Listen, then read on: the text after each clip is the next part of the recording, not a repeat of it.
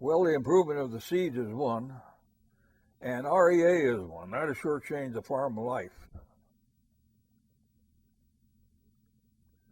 And the improvement in the seeds, and of course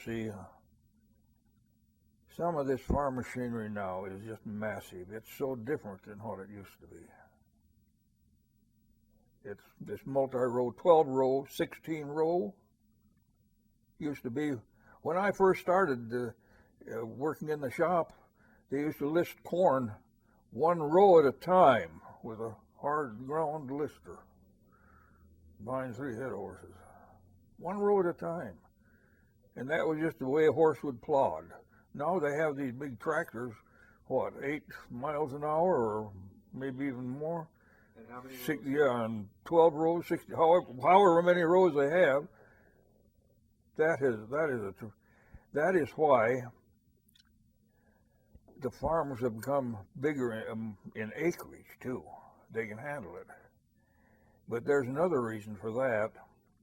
Just in recent weeks, there's been an article in the State Journal about the trouble that some farmers are getting into. Young farmers.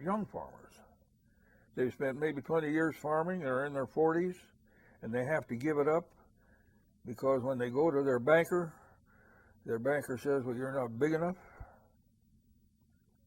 If you're not farming 1,000 acres and see the possibility of farming 12 or 1,300 acres 5 years down the road," the banker frowns on that. He wants to see that expansion. He wants to see that increase in size. That's one of the changes that takes place.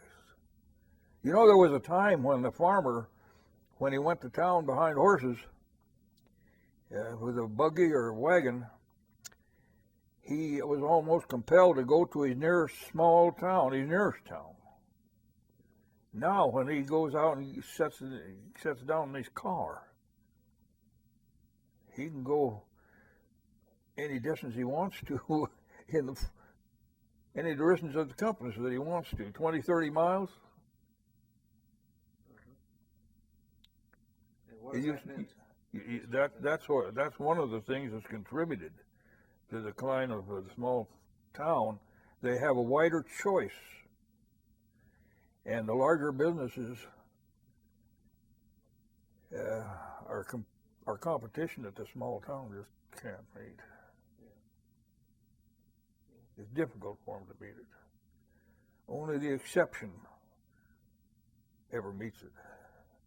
In Gresham, we had our Main Street of Gresham was pretty well filled with buildings at that time, and there was a business in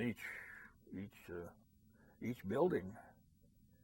And at that time, the people who lived in Gresham, most of the people who lived in Gresham, in the morning they'd get up and go downtown into their business in the Main Street of Gresham.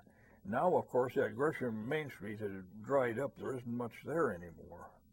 There's a bank and a post office and a beer tavern and an insurance agency, and that just about winds it up. So the people who live in Gresham now, they live in Gresham. It's a bedroom community, but they work elsewhere.